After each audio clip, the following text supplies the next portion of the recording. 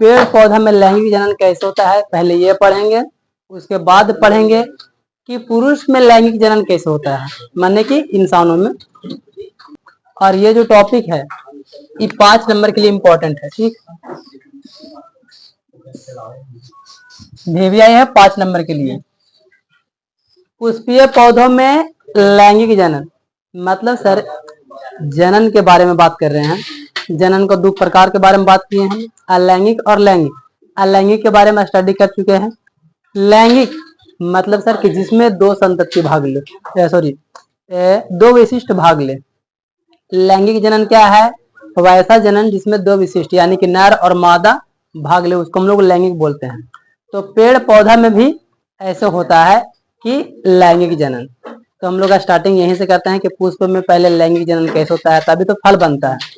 फूल से ही फल बनता है, तो पहले पुष्प में लैंगिक जनन, उसके बाद में हम लोग पढ़ेंगे इंसान में लैंगिक जनन, मतलब कि मानव में, जानवरों में, ये सब, ठीक। तो हम लोग टॉपिक को स्टार्ट करते हैं। पुष्पीय पौधों में लैंगिक जनन। तो पहले डिफिनेशन हम लोग जान चुके हैं कि लैंगिक जनन क्या होता है, जिसमें 2 लिंग भाग ले, स्त्री पुरुष, सीधी बात, उसको लैंगिक जनन समझ लेते हैं। बात है सर कि पुष्पीय पौधे में माने कि ऐसा पौधा जो फूल बनाता हो, क्योंकि अधिकतर सारा के सारा पौधा पहले फूल बनाता है, उसके बाद ही बीज बनता है, फल बनता है। तो हम लोग उसके बारे में स्टडी करेंगे। तो पहले सर हम लोग थोड़ा थोड़ा करके सबके बारे में जान लेते हैं कि जब पुष्प की बात किया जाता है तो कुछ कुछ पुष्प में होता है स्त्री पुरुष साथ में रहता है, किसी किसी में रहता है सर कि एगो में पुरुष या किसी में एगो स्त्री खाली रहता है। तो इसमें भी कंडीशंस होता है कि लैंगिक जनन अलग अलग में भी होता है, कोई कोई एक ही फूलों में दोनों साथ ही रहता है। खैर धीरे धीरे हम लोग चलते हैं यहाँ से समझते हुए। आवृत्ति बीज यानी कि एंजियोस्पर्म के जनन पुष्प में आवासित होता है। जनन पुष्प में आवासित होता है। एंजियोस्पर्म यानी कि आवृत बीज पुष्प के अंदर में आवासित होता है। इसको समझने से पहले पूरा का पूरा चीजें समझना पड़ेगा, उसके बाद ये बात समझ में आ जाएगा। या यूं कह लो नहीं कि अनुवृत बीज यानी कि बीज का आकार बनेगा पुष्प में, तो कैसा बनेगा ये उसी के अंदर में ही अवस्थित होता है। बस समय के अनुसार वो अपने आप में बदलाव कर लेता है और एक फल के रूप में सामने आता है। तो उस चीज से पहले हमारे पास कुछ ऑब्जेक्टिव बनता है। और अगला वाला पॉइंट कि जो पुष्प होता है उसका कौन कौन सा भाग होता है, पुष्प का कितने भाग, पुष्प के विभिन्न भाग कौन कौन सा हो सकता है सर। तो बाह्य दल, दल यानी कि पंखुड़ी, पुंकेसर, स्त्री केसर। तो पुष्प के विभिन्न भाग में बाह्य दल और दल यानी कि पंखुड़ी, पुंकेसर और स्त्री केसर, इन सभी का डीपली स्टडी कब करेंगे, जब हम लोग फिगर डायग्राम बनाएंगे तब। अभी इसको नहीं समझेंगे, लेकिन फिर भी समझा दे रहे हैं ऊपर ऊपर में कि बाह्य दल और दल यानी कि पंखुड़ी क्या होता है सर। तो जो पतवा होता है ना, कोई भी फूल में देखना, जैसे अड़हुल के फूल में कि ऊपर में ललका ललका रहता है, उसको समझ लीजिएगा सर। और नीचे में जो हरियर का ऊपर नीचे पेंदिया में सटल रहता है ऐसे वाला। तो ये दोनों होगी सर दल, बाह्य दल, पंखुड़ी, एखनी दोनों। ओखनी का तो लगभग देखते हैं कि सर कुछ काम खास नहीं आता है, बस शुरू में थोड़ा बहुत सुरक्षा रखे ऊपर वाला भाग को, बस इतना तक है। लेकिन जैसे जैसे फल बनने लगता है वो सब मुरझा के गिर जाता है। इतना तो हम लोग जानते हैं सर, कोई भी फूल देखना जैसे अमरूद वगैरह ही, तो अमरूद बन जाता है, फूल वगैरह का कोई वैल्यू नहीं रहता, वो सब झड़ जाता है। तो सब चीजें धीरे धीरे करके झड़ने लगता है। लेकिन काम का चीज क्या है सर, पुंकेसर और स्त्री केसर। इसका मतलब क्या, यहाँ पर भाषा में देखो बात छुपा हुआ है। पुंकेसर माने पुरुष के बात कर रहा है, हाँ पुरुष, हाँ, और ये स्त्री के बात कर रहा है, माने कि एगो लड़का एगो लड़की। पुंकेसर माने लड़का और स्त्री केसर माने लड़की, सीधी बात, माने कि नर और मादा, सीधी बात। आगे समझते हैं। पुंकेसर एवं स्त्री केसर पुष्प के जनन भाग है, ये तो हम लोग सब जानते हैं सर कि लड़का और लड़की रहेगा तभी तो जनन होगा भाई। तो पुष्प में पुंकेसर और स्त्री केसर एक अन्य दोनों की वजह से जनन होता है और तब नया बीज और फल निकलता है, जिसमें जनन कोशिका होता है। और एक अन्य दोनों के अंदर में जनन करने का कोशिका भी होता है जो कि जनन करता है, तब पुष्प बनता है, माने बीज बनता है। अब थोड़ा समझते हैं सर कि एक लिंगी क्या होता है और उभयलिंगी क्या होता है। अभी जस्टली बता कर गए थे कि एक लिंगी माने कि उसमें एक ही लिंग भाग लेगा, चाहे कोई स्त्री होगा चाहे कोई पुरुष होगा। उभयलिंगी में सर दोनों भाग लेगा। ये पुष्प में भी एक लिंगी और द्विलिंगी होता है, ठीक है ना। जस्ट यही चीज है। एक लिंगी, जब पुष्प में पुंकेसर अथवा स्त्री केसर में से कोई एक जनन अंग उपस्थित होता है तो पुष्प एक लिंगी कहलाता है। एक लिंगी पुष्प किसे कहते हैं सर? तो जिसमें कोई एक ही को लिंग, चाहे स्त्री केसर चाहे पुरुष केसर, माने कि लड़का या लड़की एक ही को होना चाहिए, उसमें दोनों नहीं होना चाहिए, तो हम लोग उसको बोल देंगे सर कि पुष्प एक लिंगी है। जैसे एग्जाम्पल में पपीता और तरबूजा। यहाँ पर ऑब्जेक्टिव बन गया ये कि निम्न में से कौन एक लिंगी पुष्प है? किसका पुष्प एक लिंगी है? तो पपीता का या तरबूजा का ऑप्शन में रहेगा। तो मेरे पास में एक ऑब्जेक्टिव यहाँ निकल गया। अब बात करते हैं उभयलिंगी सर। जब पुष्प में पुंकेसर एवं स्त्री केसर दोनों साथे दोनों उपस्थित होते हैं तो हम लोग उसको क्या बोलेंगे सर कि उभयलिंगी पुष्प। जैसे एग्जाम्पल के लिए सर गुड़हल और सरसों के, ये दोनों में स्त्री पुरुष साथे साथे रहता है। इसके आगे और समझते हैं, क्योंकि हालांकि सब यहाँ पर लिख दिए हैं, जितना बताए हैं वो सब भी, कि पुंकेसर सर जनन अंग होता है, माने कि नर जनन अंग, ठीक है ना। तो पुंकेसर पुरुष के लिए यानी कि नर में जनन अंग होता है जो कि परागकण बनाता है। अब ये परागकण क्या होता है इसको भी थोड़ा सा समझ लेते हैं। जो कि परागकण बनाता है, परागकण सामान्यतः पीले हो सकता है, पीला रंग में। अब इसके बारे में थोड़ा और डीप में समझा देते हैं सर कि ये परागकण क्या होता है। कभी कोई फूल वगैरह देखा होगा, जब हाथ उत में ऐसे थोड़ा सा टच हो जाता है ना, हाथों में सब सट जाता है, समझिए, साट में या हाथ में या कोई भी चीज टच हो जाता है फूल में और सब उसमें सट जाता है, उसी को हम लोग बोलते हैं परागकण, ठीक है ना। तो परागकण क्या होता है सर? तो ये लगभग पीला रंग का हो सकता है, तो वो जब हम लोग हाथ वगैरह में सट जाता है तो उसी को हम लोग परागकण बोलते हैं। कोई भी फूल में टच होने के बाद पाउडर टाइप में रहता है, ठीक। तो परागकण क्या होता है सर? तो परागकण पुष्प में पाया जाने वाला एक तरह का पीले रंग का कह सकते हैं कि पदार्थ या तत्व होता है जो कि हाथ वगैरह में पाउडर टाइप में सट जाता है, ठीक है, वही परागकण होता है। आगे स्त्री केसर पुष्प के केंद्र में अवस्थित होता है। ये स्त्री केसर जो होता है वो कहाँ होता है सर? तो पुष्प के केंद्र में, माने कि एकदम बीचों बीच होता है। इसके बारे में सब हम लोग जब फोटो बना करके देखेंगे डायग्राम तब समझ में आएगा और अच्छा तरीका से, ठीक है ना। अभी पहले इसको समझ लेते हैं थ्योरी पूरा। तथा यह पुष्प का मादा जनन अंग है। मादा स्त्री केसर मादा जनन अंग है और पुंकेसर नर जनन अंग है, दोनों माने कि जनन अंग है। यह तीन भागों से बना होता है। मतलब किसका बात हो रहा है? पुष्प के। पुष्पीय पौधे में जो लैंगिक जनन होता है सर वो 3 भागों में होता है। 3 भागों से ये पुष्प बना हुआ रहता है। जैसे सर पहला आधार पर, आधार उसका जो होता है उभरा और फूला भाग, या मिस्टेक हो गया, उभरा और फूला भाग माने थोड़ा हल्का सा फूला हुआ रहेगा, उभरा हुआ रहेगा, जो कि अंडाशय के काम, ये अंडाशय है। और मध्य में बीच में लंबा भाग होता है वर्तिका। अभी जस्ट बार बार बोल रहे हैं कि फोटो बनाएंगे तो बात पूरा समझ में आ जाएगा। और शीर्ष भाग होता है वार्तिक काव्य, जो कि प्रायः चिपचिपा होता है। ये तीनों चीजों से ही पुष्प का आकृति तैयार होता है, ये 3 भाग से ही बना होता है, सीधी बात। अंडाशय में बीजांड होता है। अब यहाँ एक ऑब्जेक्टिव बन गया है, यहाँ पर एक पुष्प में आया लेकिन फिर भी हम याद दिला देते हैं इंसानों के लिए भी। अंडाशय में बीजांड होता है, जहां पर जो बीज वगैरह बनता है, ठीक है ना, अंडाशय में ही बीजांड होता है। अब इसी पर को पिछला शायद टेस्ट में या हाई स्कूल के टेस्टों में ऑब्जेक्टिव क्वेश्चन आया था कि अंडाशय किस में होता है, पुरुष में या स्त्री में? अंडाशय स्त्री में होता है। और तो कुछ इस टाइप में था, तो कुछ यहाँ पर भी वही ऑब्जेक्टिव रिलेटेड है कि अंडाशय में बीजांड होता है। तो अब रहेगा सर कि बीजांड कहाँ होता है?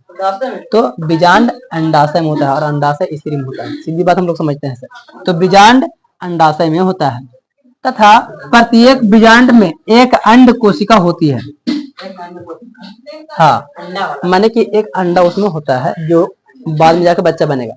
परागकण द्वारा उत्पादित नर युग्मक अंडाशय की अंड कोशिका यानी कि मादा युग्मक से संलयित होता है। संलयित माने सर मिलता है, निषेचन होता है, हो जाता है। जनन कोशिकाओं के द्वारा इस युग्म अथवा निषेचन से युग्मनज बन जाता है। जब युग्मनज बन जाता है उसके बाद नया पौधा बनने के लिए तैयार है सर, और नया पौधा विकसित होना चालू हो जाता है, विकसित होने का क्षमता बन जाता है।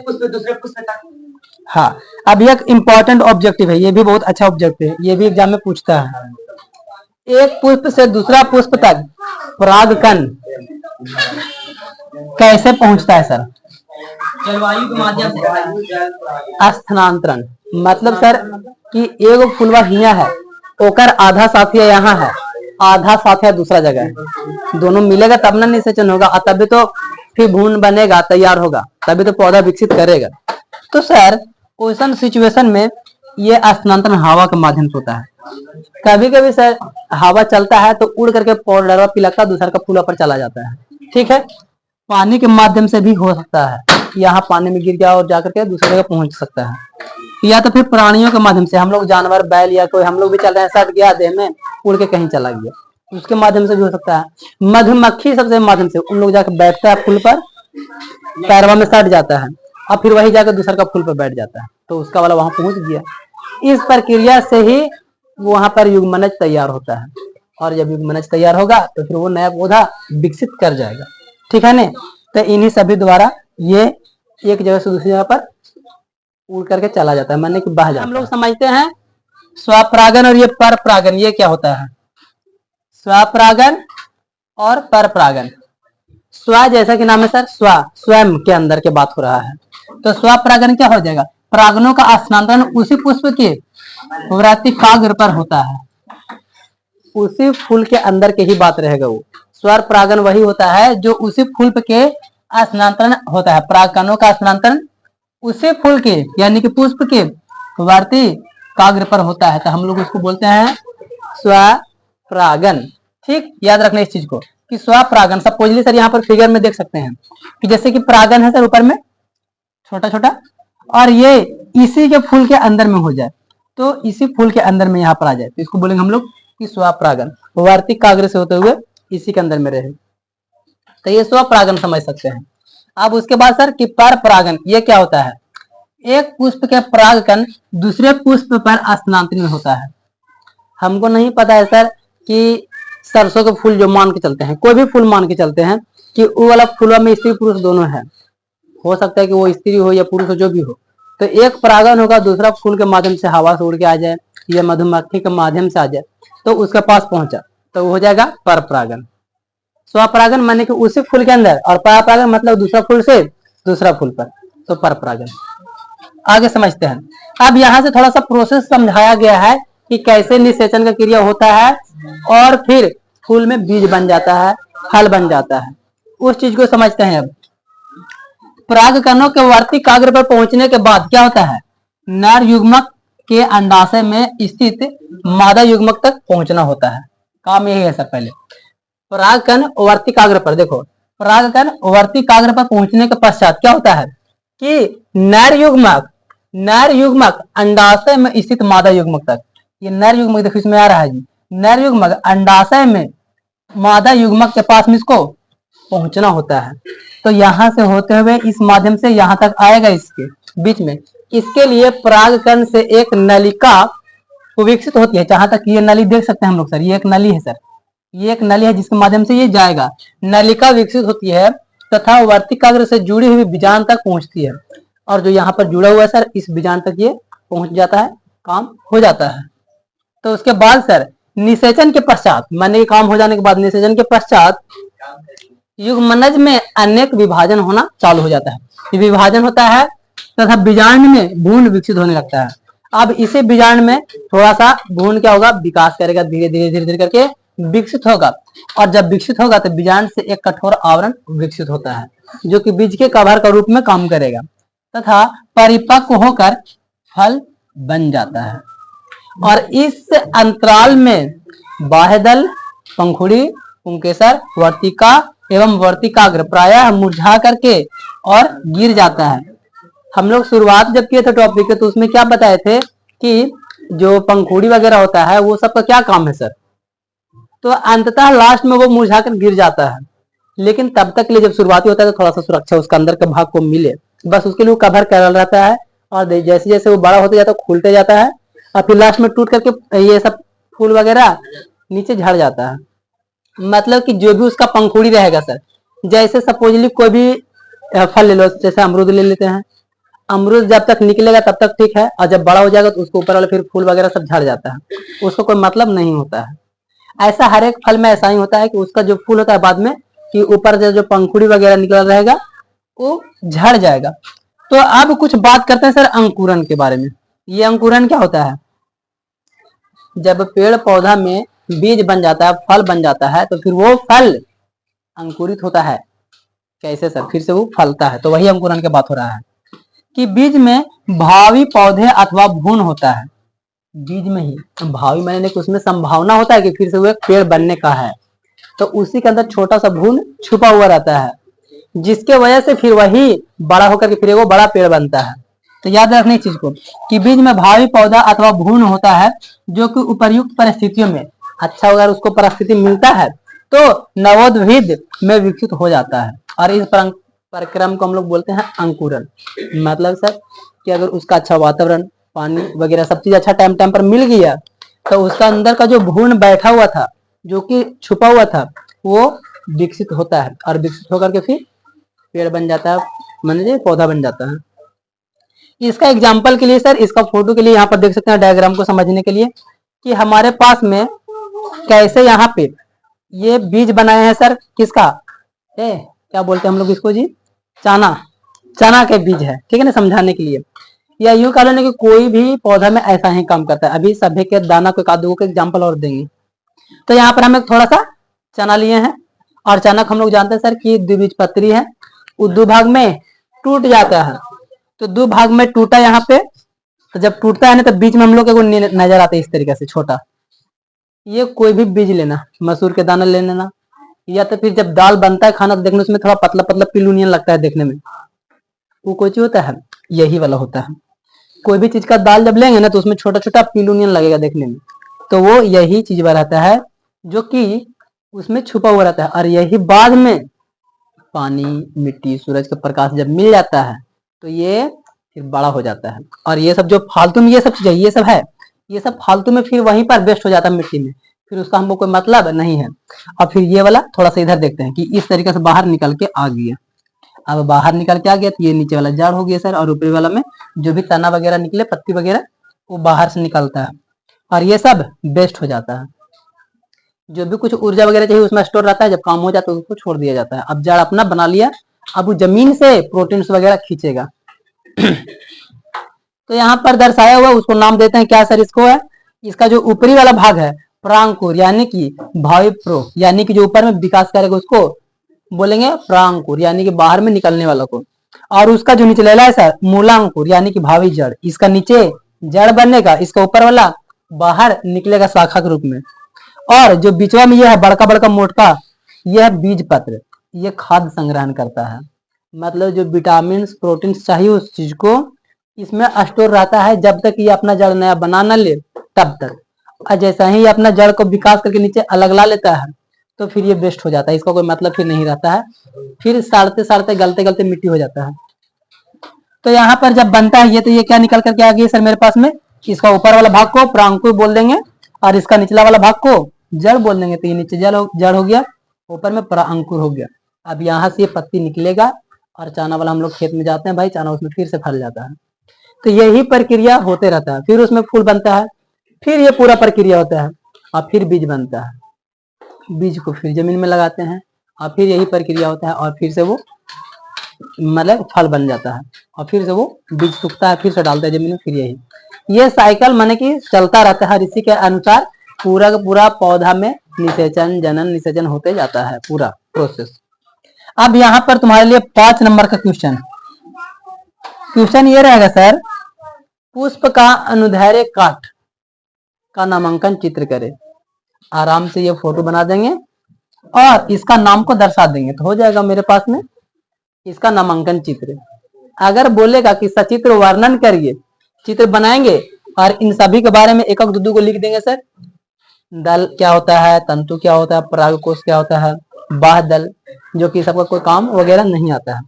तो हालांकि हम लोग का नॉर्मली अभी तक जो क्वेश्चन पूछता है नॉर्मली इतना पूछता है कि इसका नामांकन चित्र बना दीजिए, तो नाम लिख दीजिए और चित्र बना दीजिए, काम हो गया। तो यहाँ पर देख सकते हैं यहाँ पर सर कि मेरे पास में दल यानी कि पंखुड़ी, ये सब जो अड़हुल का फूल देखना है उसमें 5 गो पंखुड़ी रहता है, ये 5 गो, और ये 5 गो यहाँ पर हो गई। इसको बोलते हैं हम लोग दल या तो फिर पंखुड़ी, इसी को बोलते हैं। उसके बाद में सर इसको बोलते हैं बाह्यदल, जो हरियर का पतवा रहता है। कोई भी जब फूल देखता होगा ना तो उसके नीचे में भी पेंदिया में पत्ता रहता है 2-3 गो सटले सटले, और उसका बाद में जो फुलवा फुलाता है तो फूलों में भी पत्ता नियन लगता है फुलवा देखने में। तो जो फुलवा नियन पत्ता लगता है देखने में वो उसको दल बोलते हैं। और जो निचलेला हरियर का रहता है, जो ज्वाइंट रहता है नीचे से डलिया में, उसको बाह्य दल बोलते हैं। ये सब जैसे जैसे फल बनते जाता है ये सब माने कि मुरझाते मुरझाते खत्म हो जाता है। उसके बाद में यहाँ पर सर वर्तिकाग्र, वर्तिका और अंडाशय, ये तीनों भाग स्त्री केसर होता है, माने कि स्त्री का पार्ट से ये तीनों। और परागकोश और तंतु ये होता है पुंकेसर, जो कि यहाँ पर देख सकते हैं। अड़हुल फूल में सर ये 5 गो रहता है, याद रखना ठीक है।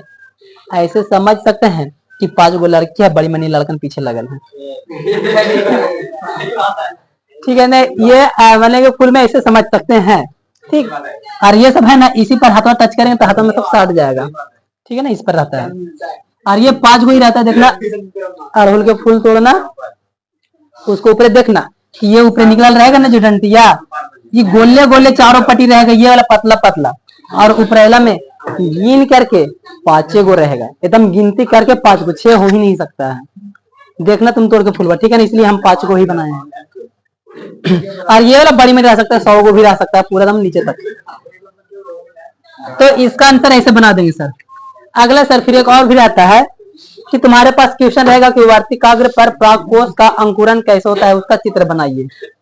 वर्तिकाग्र पर परागकोश का नामांकन चित्र, तो ये आराम से बना देंगे और इसको दर्शा देंगे सर कि ऊपर में परागकोश है और वर्तिकाग्र ये वाला हो गया है नर युग्मक, इसके अंदर में आ रहा है शुभ, और पराग नली है जिसमें ये परागकोश आता है, ये अंडाशय का भाग हो गया सर, और ये मादा युग्मक हो गया है अंदर वाला ये वाला। बस इतना चीज को दर्शा देंगे तो मेरा 5 नंबर मिल जाएगा, ठीक है। एक आध दो जिसका जिसका डिफिनेशन याद हो तो उसको लिख देंगे, क्योंकि सभी एग्जाम में तो नहीं याद रह पाता है, कुछ याद रहेगा, तो जो जो याद रहेगा उसको लिख देंगे, बाकी फिगरवा तो जरूर बना देना है, ठीक।